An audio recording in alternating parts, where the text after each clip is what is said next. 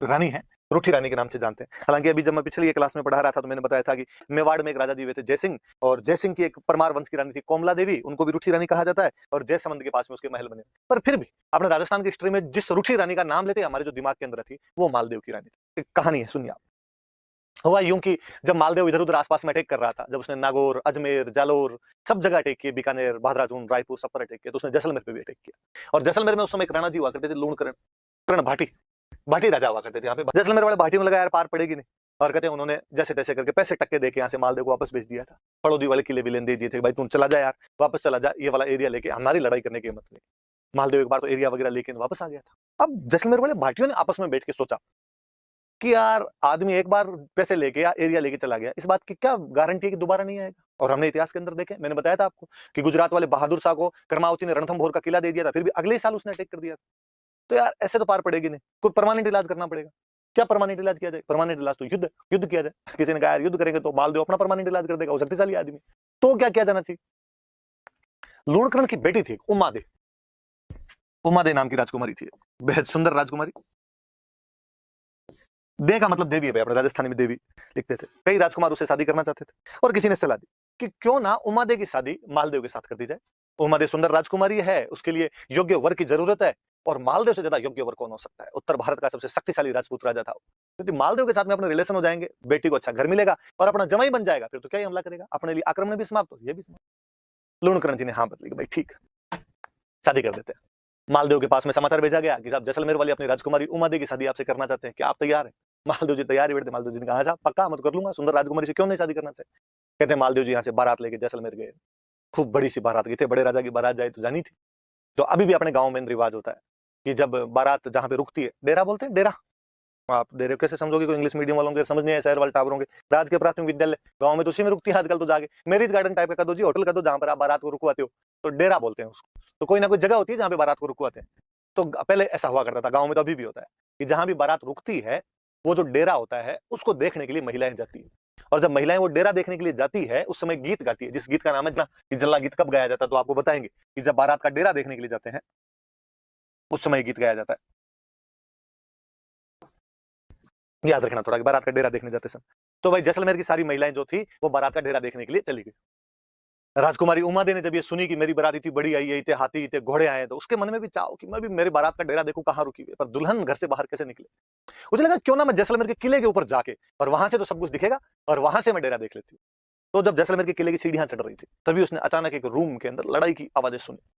उसने कान लगाया तो पता चला कि उसके मम्मी पापा आपस में लड़ रहे थे, और लूणकरण भाटी अपनी पत्नी से कह रहा था, अपनी रानी से कह रहा था कि आज मालदेव जैसे फेरों के लिए आएगा, मैं मालदेव को पकड़ के मार दूंगा। और रानी बेचारी के क्यों मार दोगे, बेटी का सुहाग है अपने, आप ऐसे कैसे मार सकते हो? उसने कहा नहीं, कोई सुहाग वाग नहीं, ये मंगता थोड़े दिन पहले अटैक करने के लिए आया था अपने, और ये तो दबाव में आके शादी करनी पड़ रही है, वरना मैं शादी आज करूं कल करूं।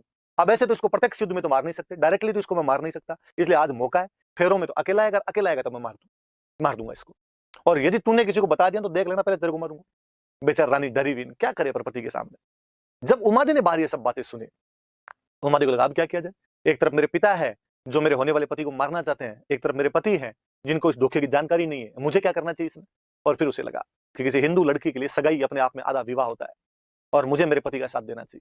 और कहते उसने नीचे आके एक लेटर लिखा और गुप्त तरीके से मालदेव के पास पहुंचाया कि मालदेव जी आज जब फेरों में आओ तो थोड़े सावचेत रहना, क्योंकि मेरे पिता आप पर हमला कर सकते हैं। मालदेव जी ने लेटर पढ़ा और मालदेव जी राजी हुए। उनका रानी हो तो ये हो कि सगाई हो रखी है, शादी अभी तक हुई नहीं, फिर भी मेरा साथ देने के लिए तैयार है।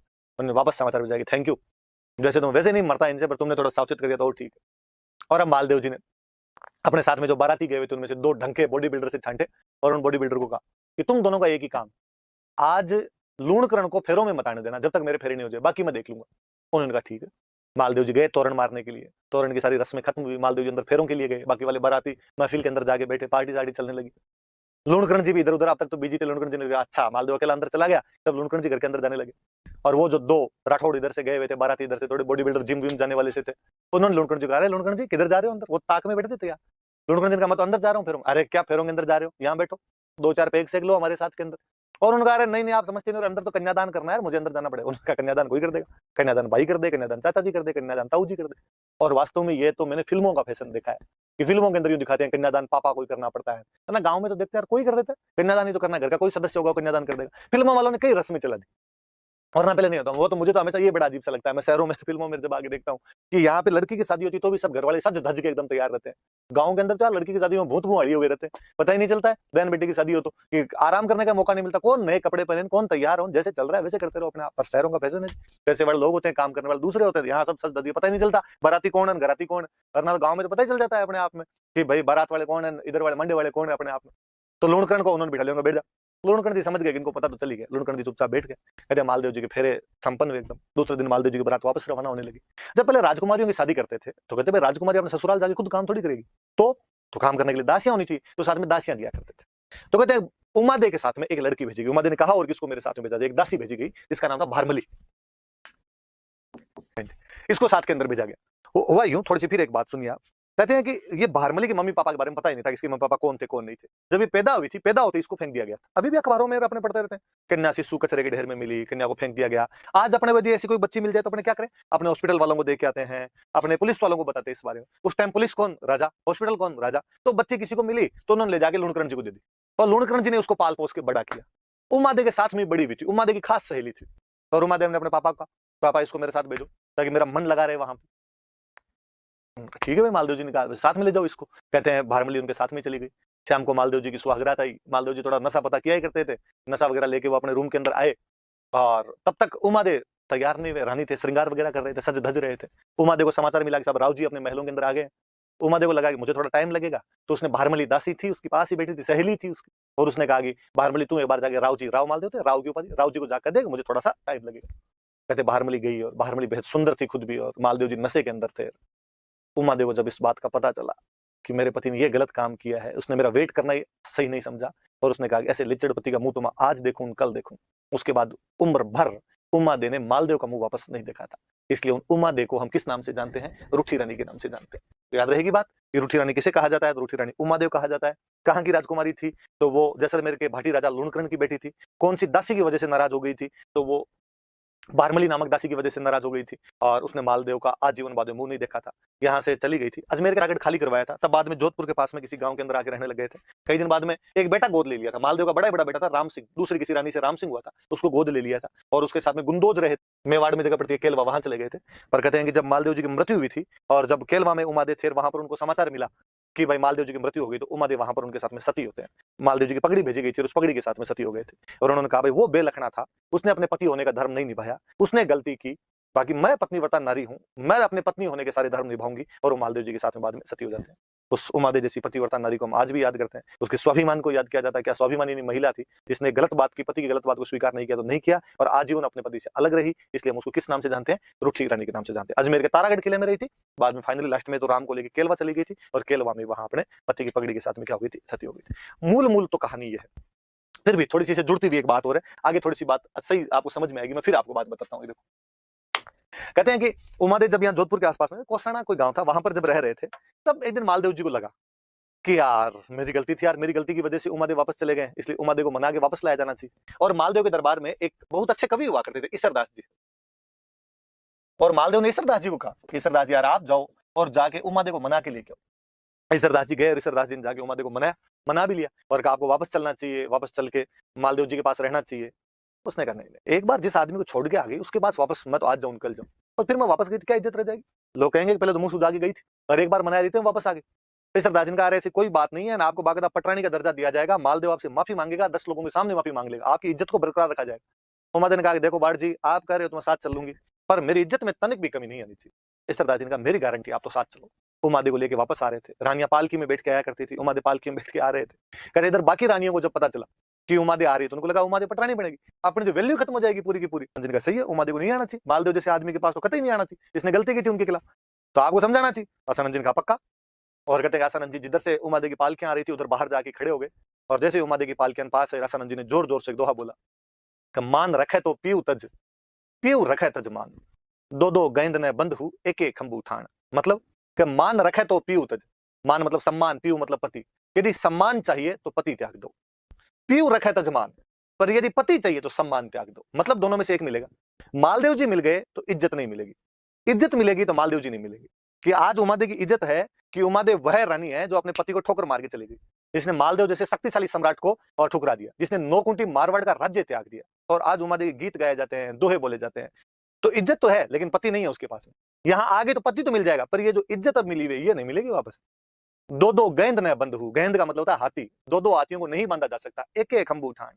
एक ही खंबे के ठाण पे, एक ही स्थान पे दो दो हाथियों को आप नहीं बांध के रख सकते, वो आपस में लड़ेंगे। इसलिए इज्जत या पति में से एक चीज जो आपको प्यारी हो वो मिल सकती है, दोनों एक साथ तो नहीं मिलेगी। और उमादी ने जैसे ही ये दोहा सुना, उनके झाड़ झाड़ उठी और वो यहाँ से वापस चले गए थे। कहते हैं उसके बाद वापस वो यहाँ पे नहीं आए। थोड़ा सा और मैं कहानी को थोड़ा और आगे बढ़ाऊं। कहते उमादे का किस्सा तो उसके बाद खत्म हो गया, पर भारमली तो अभी तक मालदेव के पास ही रहा करते थे। एक दिन जैसलमेर की तरफ बिजलियां चमके और भारमली एक टक उधर देखे। मालदेव जी ने भारमली से पूछा, कैसे जैसलमेर की याद आ रही है, पीहर की याद आ रही है? उसने कहा, याद तो खूब ही आ रही है, तुम्हें जाना चाहिए जैसलमेर, जाके आना चाहिए। उसने, किस मुंह से जाऊं मैं, मेरी वजह से उनकी राजकुमारी घर छोड़ के चली गई, आज मैं जाऊंगी तो मुझे वो क्या कहेंगे? उनका, तेरे कहेंगे मतलब जैसलमेर वालों की इतनी औकात कि तेरे को उल्हाने दे दो, तेरे को ओढ़ में देंगे वो, तू कल जा। और कहते बारमली को भेजा, मालदेव जी ने लिख के भेजा कि जैसलमेर वालों, यदि बारमली के साथ कुछ भी ऊंच नीच हुई तो देख लेना। अब बारमली वहां पे जैसलमेर गई, अपने पीहर पीहर था एक तरीके से, वहीं पली बड़ी थी, वहां जाके रहने लगी। कहते वहां का जो राजकुमार था, वैसे तो ऑलरेडी शादीशुदा आदमी था, 3 रानियां थी उसकी, और भारमली बेहद सुंदर थी। वो भारमली के चक्कर कटे, आसपास घूमे भारमली के। उन तीनों रानियों को डर महसूस हुआ, उनको लगा कि ये भारमली इसको और चक्कर के अंदर लेगी। तीनों बैठ के आपस में बातचीत की। उनमें से एक रानी थी, उस जैसलमेर वाले राजकुमार की जो एक रानी थी, वो बाड़मेर में एक जगह पड़ती है कोटड़ा, डाकू टाइप का आदमी था, पर था रॉबिनहुड। अमीरों को लूटता, गरीबों में धन बांटा करता था, अमीरों को गरीबों को नहीं सताता, और जो लूंठे लोग होते हैं, जो शक्तिशाली लोग होते हैं, उनसे टकरे लिया करता था। उन तीनों रानियों ने आपस में बात कर उस बीच वाले रहने का कि तेरा भाई बागा शक्तिशाली आदमी है, तुम बागे को बुला, वही बारमली का इंतजाम कर सकता है कोई। बागे को बुलाया गया, बागे को बुला के बहन ने रोते रोते पूरा किस्सा का। बहन ने कहा, वैसे तो आप सब जानते ही हो, और मैं क्या बताऊं, ये बारमली पहले हमारी ननद का घर खराब करके आई है, और अब आप पूछो मत, आपके जो जीजाजी है, हमारे जो पति है, वो एकदम बॉर्डर लाइन पे हैं, कभी भी उधर जा सकते हैं, प्लीज आप कुछ कीजिए। बागे ने कहा, ठीक है, ये छोटी सी बात है, कल एक काम करना, कल जब मैं वापस जाऊं तो सीख देने के लिए तू मत आना, भारमली को भेज देना। सीख देना समझते हो? अभी भी घरों में अपना रिवाज होता है कि कोई मेहमान आया हुआ होता है तो जब दूसरे दिन जाता है तो तिलक विलक निकाल के उसको सीख देते हैं। विशेषकर जब भाई बहन के घर गया होता है तो बहन तिलक वगैरह निकाल के उसको वापस जो भेजती है उसको सीख देना कहते हैं। उसने कहा ठीक। दूसरे दिन बागा सुबह सुबह उठा, उठते ही बिना चाय पानी पी के ऊंट पे जाके बैठा। जैसलमेर वालों ने कहा, बाग जी क्या हुआ, चाय पानी तो पी के जाओ, सीख तो ले जाओ। उनका, नहीं यार लेट हो रही है, मेरे को कोटड़ा जल्दी जाना है। तो अरे तो सीख तो ले जाओ, तो फटाफट मेरी बहन को अंदर जाको, जल्दी से यार सीख दे दे, मैं ऊँट को खड़ा ही नहीं कर रहा, ऊँट पे बैठा। कहते हैं कि बहन को सब बातें पता थी। जैसे अंदर का, बहन ने कहा, इतनी जल्दी मैं तो तैयार ही नहीं, नहाई नहीं, ओढ़नी का है मेरी। भारमली सच धज के पास में बैठी थी एकदम, और उसने कहा कि भारमली तिलक कित निकाला, तू निकाल के आ जा। भारमली ने कहा पक्का। और कहते भारमली तिलक वाली थाली लेके गई, जैसे ही हाथ ऊपर करके बागे के तिलक करने लगी, बागे ने हाथ पकड़ा, हाथ पकड़ के ऊंट पे बिठा लिया, और जैसलमेर से उसको लेके कोटड़ा आ गया। जैसलमेर से कोटड़ा आते आते बागे को भारमली को बागे से प्यार हो गया। मतलब राजस्थान की बेहतरीन लव स्टोरी है, इतनी अच्छी लव स्टोरी नहीं मिलेगी कहीं पे कि बागा भारमली एक दूसरे के लिए जीते, एक दूसरे के लिए मरा करते थे। जहाँ एक दो है अच्छा सा, जहां तरवरता है मोरी और जहां सरवरता है हंस, जहां बाग होता है बहरमल, जहां दारूत है मंस। कि जहां जहां तरवर मतलब पेड़ है, वहां वहां मोर मिलेंगे, जहां जहां सरोवर तालाब है, वहां वहां हंस मिलेंगे, जहां शराब होगी वहां मांस आएगा, जहां बागा है वहां पे बहरमली रहेगी। मालदेव के पास समाचार पहुंचे कि साहब बागा कोटड़िया बारमली को लेके भागा। मालदेव ने कटकटाए दांत, उसने कहा रुमा दे, गई वो गई, बारमली को और ले गए। उसने अटैक करो, भाग्य की थी क्या औकात कि ऐसे मेरी दासी को उठा के ले जाए। लोगों ने समझा कि साहब अटैक मत करना, बागा डाकू आदमी है, दढ़ाईती है, इधर उधर भाग गया, हाथ नहीं आया तो अपनी बेइज्जती कि 9 कुंटी मारवाड़ के राजा की सेना गई और पकड़ी नहीं पाई। दूसरी बेइज्जती ये कि साहब दासी के लिए हमला कर दिया। तो उसने कहा तो और कोई तरीका देखा जाए। तो मालदेव अचानक याद है, मालदेव ने कहा उस दिन जब उमादेव वापस आ रहे थे तो सामने बैठ के वहां पे, और वो दो कौन बोल रहा था रे? वो तो आसानंद जी थे। तो आसानंद जी, जब आपकी वजह से उमादेव वापस नहीं आ पाए तो भारमली को आप लेके आओगे। आसानंद ने ऐसा पक्का, ये मेरी गारंटी। कहते आसानंद जी बागे के पास भारमली लेने के लिए वापस गए। बागे ने जैसे ही सुना कि साहब आसानंद जी जैसा महान विद्वान मेरे पास मिलने के लिए आ रहा है, वो गुण ग्राहक आदमी था, 3 कोस सामने 9 किलोमीटर सामने गया आसानंद जी के, दंडवत साष्टांग प्रणाम किया उसने जाके। तो धन घड़ी धन भाग कोटड़े की धरती के, जो आप जैसा महान विद्वान हमारे पास है, और लेके आया उनको, बहुत सेवा करे उनकी, अच्छे अच्छे शिकार करके लाए उनके, अच्छा खाना पीना खिलाए, भारमली भी अच्छे अच्छे पकवान बनाए, आसानंद जी को खिलाए। आसानंद जी ने जब देखा कि बाघा मेरा इतना ध्यान रखता है, उन्होंने जब देखा कि भारमली बाघा से इतनी बेहनतहा मोहब्बत करती है, आसानंद जी वापस गए नहीं। आसानंद जी कहते हैं वहीं रहने लगे थे, बाघा भारमली के पास ही रहे थे। कालांतर में जब बाघा मरा था तो भारमली उसके साथ में सती हो गई थी, और आसानंद जी जो थे वो पागल हो गए थे, और इधर उधर यूं दीवारों के सिर मारते मारते घुमा करते थे। बाघा आओ बड़े घर कोटे डरा तू धनी, जासी फूल झड़े पर बास न जासी बाग जी। कि बागा जिस प्रकार फूल झड़ जाता है पर उसकी सुगंध नहीं जाती, वैसे हे कोटड़े के धनी बागा तू चला गया पर तेरी याद मेरे मन से अभी तक नहीं जाती। कहते हैं उधर पास में पाकिस्तान में अमरकोट रियासत पड़ती थी, वहां के कोई राणा जी थे, और किसी ने जाकर राणा जी कहा आसानंद जी जैसा महान आदमी घूम रहा है, आपको कुछ ना कुछ करना चाहिए। कहते वो आसानंद जी को अपने पास लेके चले गए, और अपने पास में रखते, खूब ध्यान रखते, जीव रखते पूरा। पर आसानंद जी बात बात में बातें वैसी करते सारी की सारी कि बागा ऐसे था, बागा ऐसे था। उसको बेचारे को ये सहन है, तो लग रहा है मर रहा ना, और मेरे मुंह के सामने किसी छोटे मोटे सामंत की क्या बात हो। उसने कहा था साहब इतना क्या बागा बागा लगा रखा है, उसका नाम लेना बंद ही नहीं करते, ऐसे कि आप आजीवन बागी का नाम लेते रहोगे। आसानंद का जब तक है जान तब तक तो बागी का नाम छूटेगा नहीं। उसको बड़ो ईगा हर्ट हुआ, उसको ईगो हर्ट हुआ उसका, और कहते उसने आसानंद जी के पोते को बुलाया, और आसानंद जी के पोते को बुला कि यदि तेरे दादाजी एक पूरी रात बागी का नाम नहीं ले तो मैं हर 1 घंटे पे 1 लाख सोने के सिक्के दूंगा। पोते ने सोचा यार 7-8 घंटे की रात तो पक्की, 7-8 घंटे सोने के सिक्के का जुगाड़ हो जाए, 7-8 लाख सोने के सिक्कों का जुगाड़ हो जाएगा, 7-8 पीढ़ियां तिर जाएगी। और उस समय दादाजी को जागेगा ये बात। दादाजी ने कहा देख पोते पार तो नहीं पड़ेगी, बागा मेरे जीव की जड़ी है, कहीं अंदर बसा हुआ है, बागे को मैं कैसे भूल सकता हूँ, फिर भी तू कह रहा है तो आई विल ट्राई। बिठाया साहब आसानंद जी का, आपका समय शुरू होता है अब। डॉक्टर ने कई देर तक तो जैसे जैसे दांत किटकिटाए, नहीं बोलना नहीं बोलना नहीं बोलना, पर फाइनली रहा नहीं गया, और थोड़ी देर के अंदर दो बोलने शुरू किए। थोड़ी थोड़ पग दौड़ कर श्या पेट रहे कारण है रात दिवस राठौड़ बिसरा नहीं बाग जी।